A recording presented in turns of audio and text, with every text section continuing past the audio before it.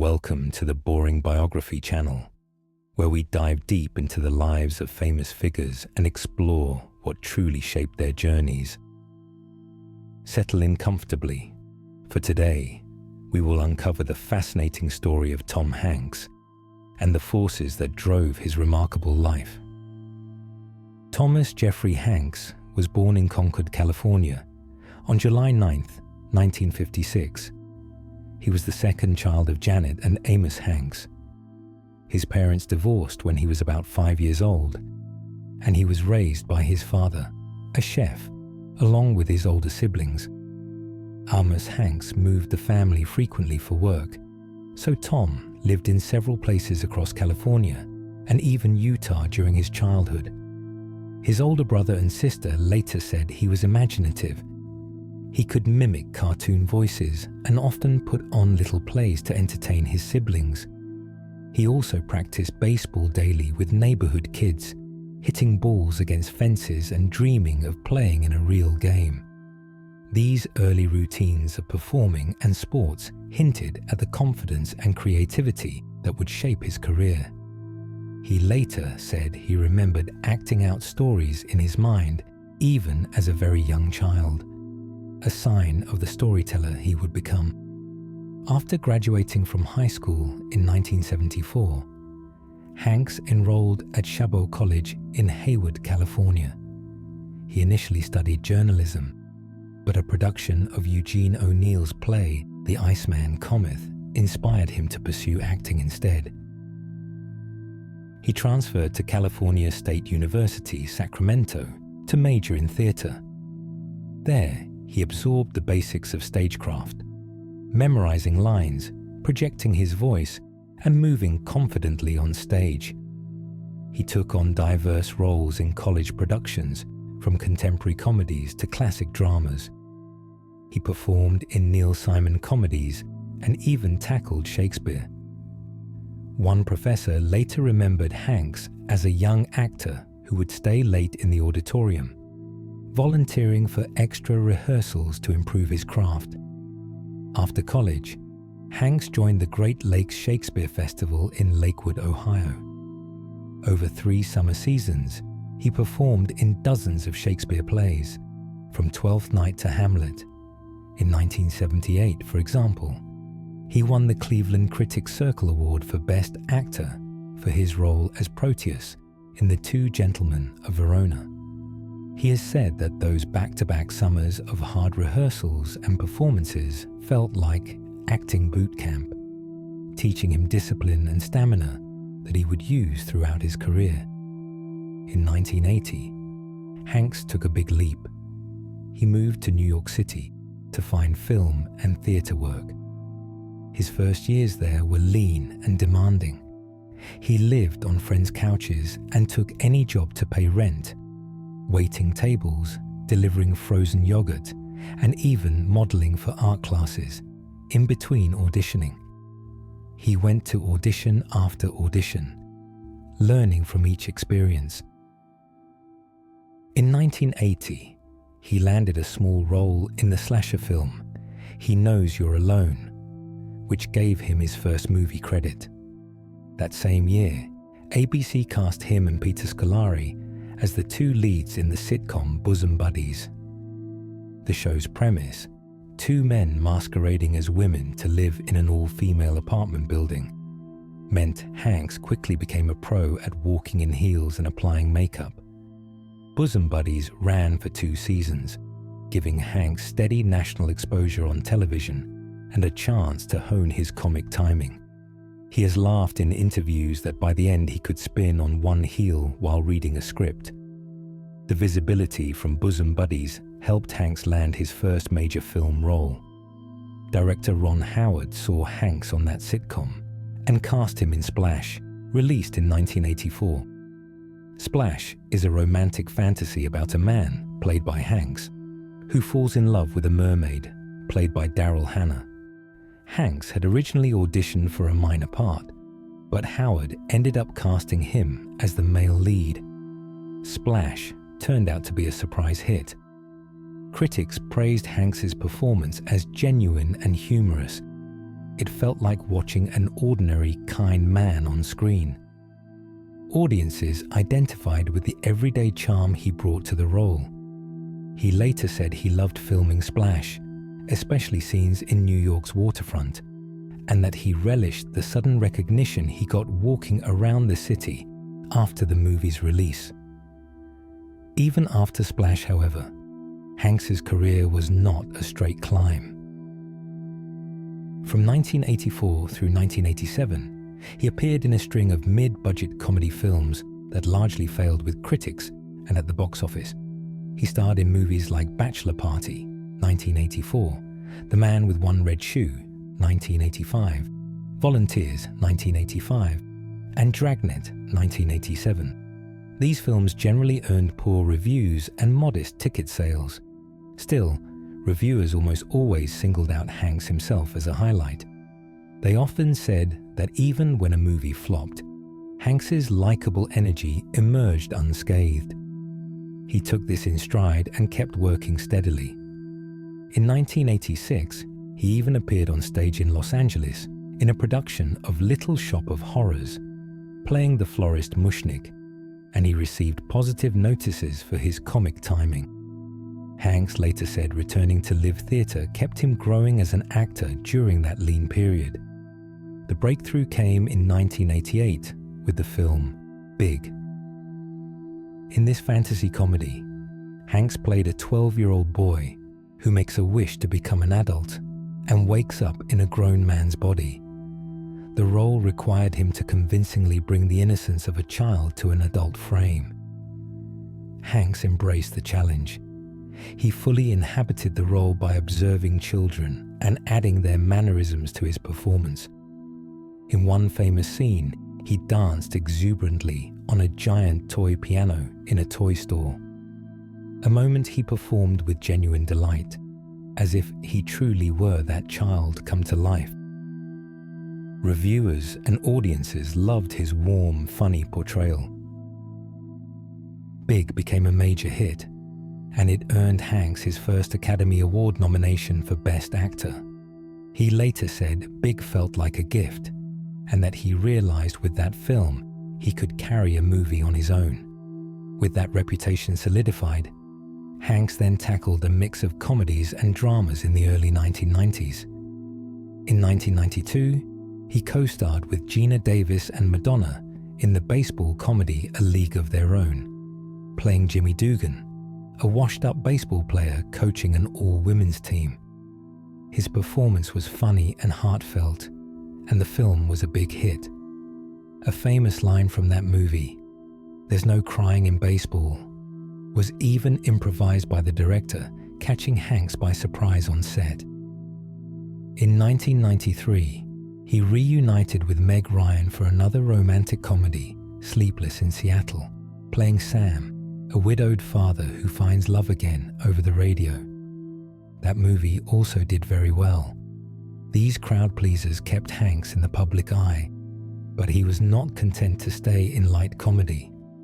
In late 1993, Hanks took on a dramatic turn in the courtroom drama Philadelphia. He played Andrew Beckett, a lawyer who is fired from his firm because he has AIDS. To prepare, Hanks visited AIDS patients and clinics to understand how the disease affected people's lives. He lost weight for authenticity and spoke softly to portray Beckett's dignity. Philadelphia was one of the first major Hollywood films to address AIDS, and it was both a critical and commercial success. Hanks won the Academy Award for Best Actor for his performance, the first Oscar of his career. At the award ceremony, he dedicated the award to his friends who had died of AIDS and thanked them by name, using his moment of fame to raise awareness. It was a deeply personal victory that showed Hanks's empathy and commitment to serious issues. The very next year, 1994, Hanks took on what became his signature role, Forrest Gump. In Forrest Gump, directed by Robert Zemeckis, he portrayed the title character, a kind soul with a very low IQ who unwittingly finds himself present at many historical events of the late 20th century. from the Vietnam War to the Watergate scandal, to running across the country on a whim. Playing Forrest required Hanks to embody absolute sincerity and innocence. He perfected Forrest's soft Southern accent, practiced a constant gentle smile, and developed a unique way of running with swinging arms and shuffling feet. One of the film's key effects was made by having Hanks do scenes against a blue screen. Later, clever digital editing inserted Forrest into archival footage of presidents and celebrities. Forrest Gump became a cultural phenomenon. It won 6 Academy Awards, including Best Picture, and Hanks won his second straight Best Actor Oscar for his performance. Even amid the film's fairy tale success, Hanks remained humble. He later said he felt like a kid with a job, amazed at what was happening, and he used his acceptance speech to share the spotlight rather than claim personal glory. Even after these huge hits, Hanks's pace did not slow. In 1995, he appeared in 2 more major films. One was Apollo 13, another collaboration with Ron Howard, which tells the true story of an abortive moon mission. Hanks played Commander Jim Lovell, and the cast members spent months training to portray NASA astronauts realistically. They experienced weightlessness by flying in NASA's KC-135 aircraft. Each parabolic arc gave them seconds of floating, and they filmed in authentic-looking capsules. The movie was acclaimed for its realism and suspense.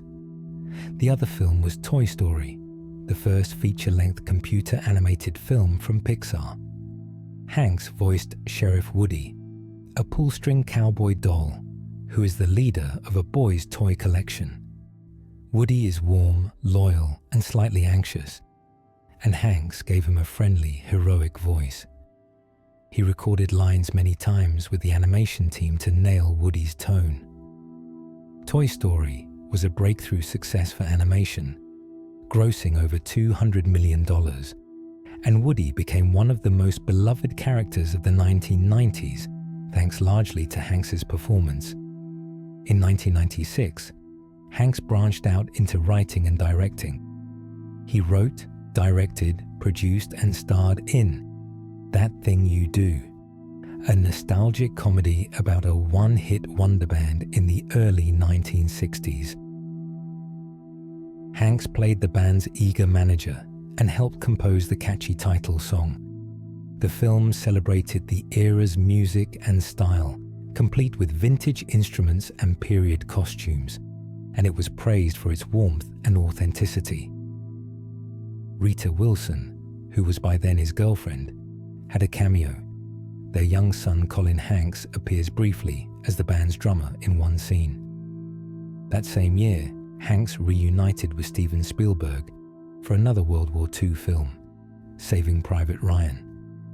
He played Captain John Miller, leading a squad of soldiers in a dangerous mission after the D-Day landings. The film's opening Omaha beach sequence was one of the most harrowing war scenes ever filmed, and Spielberg trusted Hanks to keep the ensemble cast focused through that intense shoot. Saving Private Ryan won several Oscars and is often cited as one of the most realistic war films. It reinforced Hanks's status as an actor who could handle very serious, dramatic material as well as he handled comedy. Towards the end of the 1990s, Hanks's career touched on many familiar themes. In 1999, he again voiced Woody in Toy Story 2. That sequel, like the first film, became a record-breaking hit, showing that Woody remained a star character. In the same year, he co-starred in The Green Mile, a drama based on a Stephen King novel set in a 1930s prison. Hanks played Paul Edgecombe, a kind-hearted death row guard who encounters John Coffey, an inmate with miraculous healing powers. Critics and audiences were moved by Hanks's warm, gentle performance, which grounded the film's heavier supernatural elements. By the end of the 1990s, viewers had seen Hanks in nearly every kind of role: comedy, romance, drama, animation, and he proved to be versatile and consistently likable. The new millennium found Hanks still going strong. In 2000, he starred in Cast Away, also directed by Zemeckis, in one of his most demanding roles. He played Chuck Noland, a FedEx systems analyst who survives a plane crash and lives for years on a deserted island. Hanks carried almost every scene himself, as Chuck struggled to stay alive and sane with no one but a volleyball, which he calls Wilson, to talk to. To film this, Hanks physically transformed. He lost about 50 pounds and grew out a full beard and hair to look like a true castaway. He even learned survival skills on set, practicing how to make fire and sculpt wood. Critics praised his unflinching performance. He was nominated for another Oscar, and many noted how convincingly he portrayed isolation and resilience. The movie ends as Chuck builds a fire on the beach as rescuers arrive, a powerful image carried almost entirely by Hanks's performance. By this time, Hanks was also leaving a big mark as a producer. In 1998, he and his friend Gary Gertzman founded the production company Playtone. Playtone's goal was to develop projects they believed in, often historical dramas and music-related films. For example, Playtone produced From the Earth to the Moon, 1998, a critically acclaimed HBO miniseries about NASA's Apollo missions, which Hanks narrated. It also produced the legendary World War II miniseries Band of Brothers, 2001, and later The Pacific, 2010, both of which won numerous awards and renewed public interest in those historical events. Playtone also backed musicals and comedies, like bringing That Thing You Do to the screen, and even co-producing My Big Fat Greek Wedding, 2002. Through Playtone, Hanks could nurture projects on his terms. He was fond of the company's motto, "Great stories," and he often told new writers that that was the goal. In the 2000s and early 2010s, Hanks continued to take on a wide range of projects. He led adaptations of popular novels and real events. For instance, in 2006, he played Robert Langdon in The Da Vinci Code, a thriller based on Dan Brown's best-selling book. The movie, and its sequel, Angels and Demons, in 2009, was a global hit, showing that Hanks could anchor big-budget mystery adventures as well. He continued to collaborate with respected directors. He re-teamed with Spielberg for Catch Me If You Can, 2002, playing an FBI agent, and for The Post, 2017, where he portrayed the Washington Post's editor Ben Bradley. In 2013, he starred in Clint Eastwood's American Sniper, again playing a military figure, though it was released under the broader team credits. He even dabbled in stage acting. In 2013, he made his Broadway debut in Nora Ephron's play Lucky Guy, about a journalist, and won critical praise, earning a Tony nomination. Throughout these decades, Hanks did a bit of everything, acting in intimate indies, lending his voice to more Toy Story sequels, supporting other actors, and sometimes taking on smaller roles, all the while maintaining that everyman quality. One clear pattern emerges in Hanks's filmography. He almost always portrays decent, honorable characters. Many of his protagonists are fathers, teachers, officers, or just good folks facing adversity. He rarely plays pure villains. Instead, he embodies characters with integrity and kindness. Film historians note that audiences have come to expect a Hanks character to care about family and friends. When he did play morally complex roles, for example, a frustrated boxer in The Ringer, 2005, or even a slightly shady art dealer in Inferno, 2016, there was still a fundamental goodness at their core. This pattern in his roles matches Hanks's public persona as a humble, principled man. Even in action films like The Da Vinci Code, where he was caught in conspiracies, critics observed that Hanks's presence made the character feel trustworthy and humane. Off-screen, Tom Hanks's personal life has also been remarkably stable for someone in his profession. He first married actress Samantha Lewis in 1978. They had 2 children together, son Chester Chet, born in 1979, and daughter Elizabeth, born in 1982. Colleagues from those early years recall Hanks talking about home and family whenever he could. He took great pride in being a present father. He later said that even though he was often traveling or in production, he never missed more than a handful of his young kids' birthdays. In 1987, Hanks and Samantha divorced. He has described the split as an amicable one. They remained on good terms. By then, he had become a rising star, but he treated his ex with respect publicly. In 1988, he married actress and singer Rita Wilson. Rita became his partner in life and often in work. They collaborated on projects like That Thing You Do, and later on, independent films.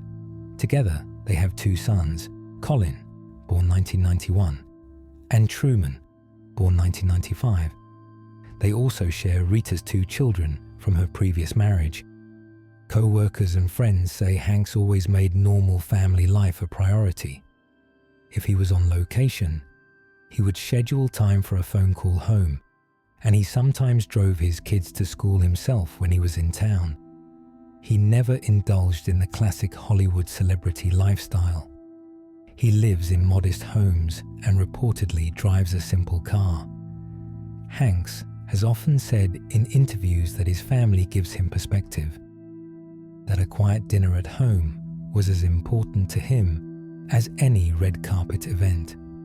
As Hanks entered his 50s, he encountered health challenges he handled with the same frankness. In 2013, he announced that he had developed type 2 diabetes. He admitted he had been ignoring it, but once diagnosed, he changed his diet and exercise routine. On talk shows, he used it as a cautionary tale, joking that he was not proud of the condition, but hopeful others would learn from it. Then in 2015, Rita was diagnosed with breast cancer.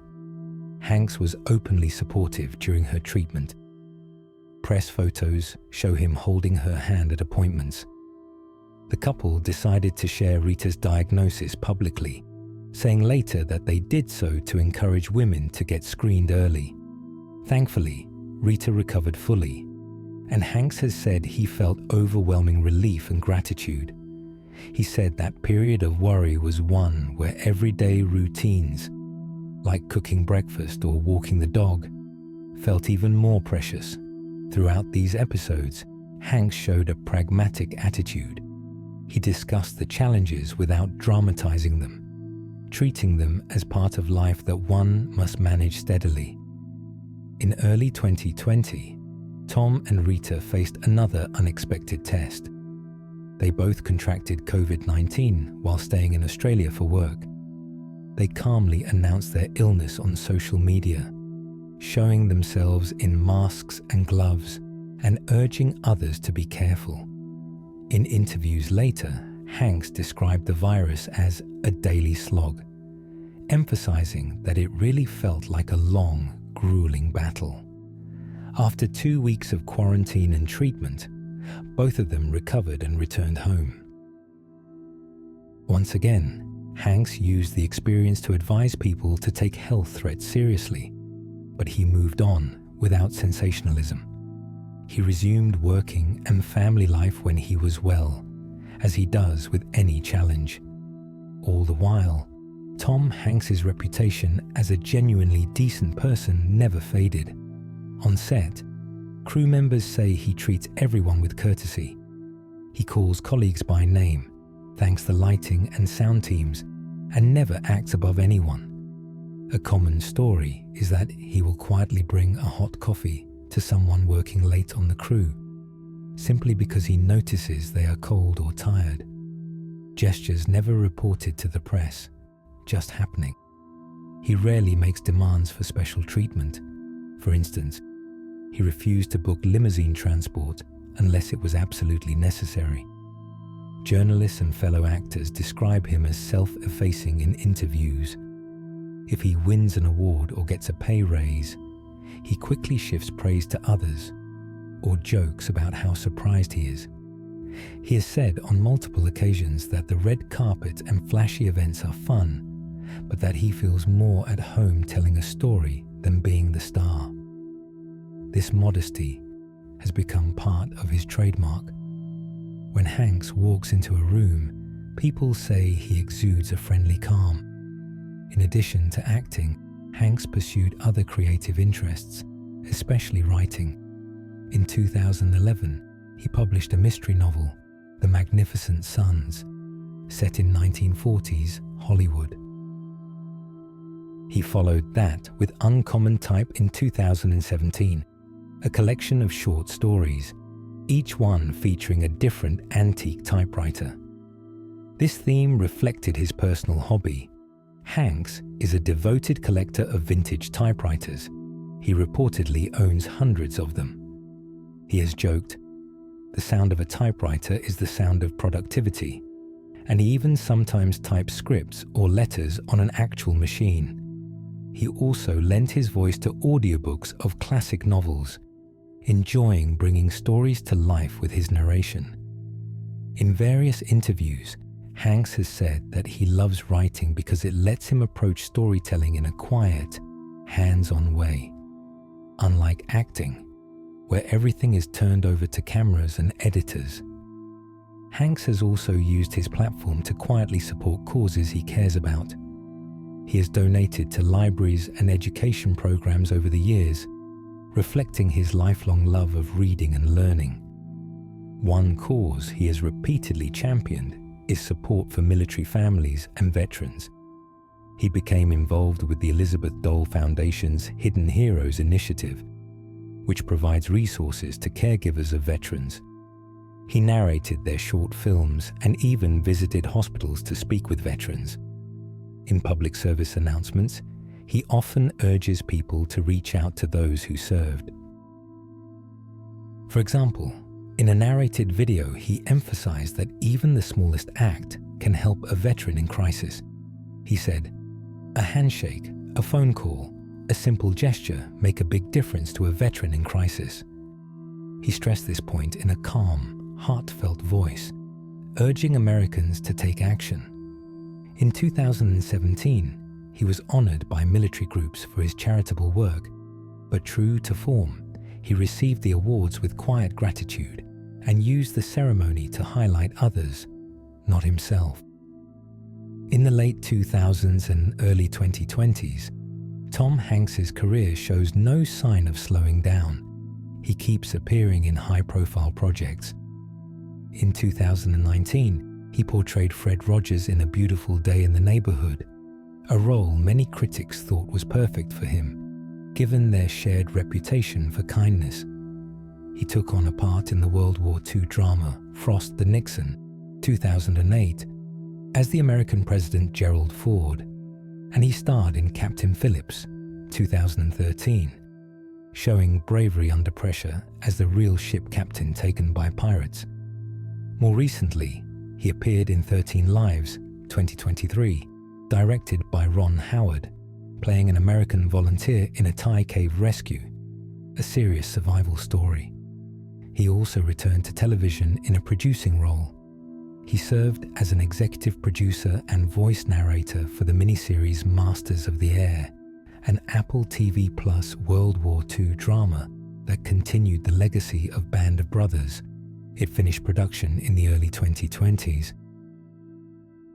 Each of these later projects has some of the hallmarks of his career: historical settings, teamwork, moral challenges, confirming that even after decades, Hanks is drawn to stories of people rising to the occasion.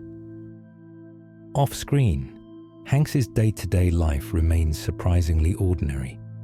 He and Rita still alternate between their home in Southern California and film locations, but they keep simple routines. He often says he enjoys mornings with a cup of coffee and the newspaper.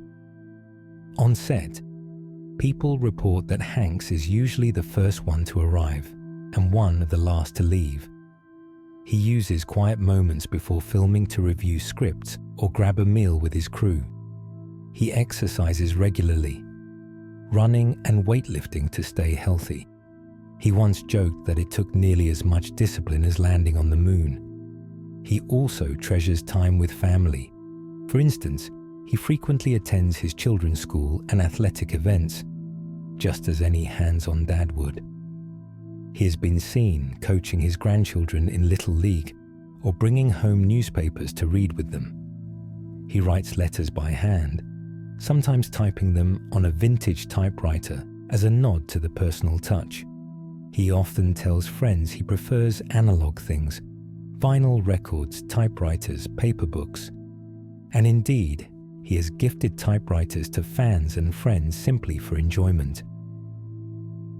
In all these ways, Hanks's personal life is no more extravagant than that of a typical suburban father. He cooks dinner, helps with homework, watches classic films with a glass of wine, and reads in bed at night. If there is a guiding philosophy to Hanks's career, he summarized it simply. He tries to educate, entertain, and enlighten with every project. In interviews, he has explained that he looks for roles and stories that teach something about the human experience or spread some light, not just shock. That motto is why he has so often picked historical dramas or heartfelt comedies rather than mindless spectacle. It also matches how he lives off screen. Colleagues say he approaches every role as a student, eager to learn and share knowledge, and he treats people on set as he would like to be treated. He frequently remarks that he grew up believing niceness counts, and he lives by that.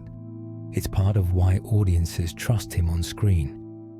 Now in his late 60s, Tom Hanks's story is still unfolding.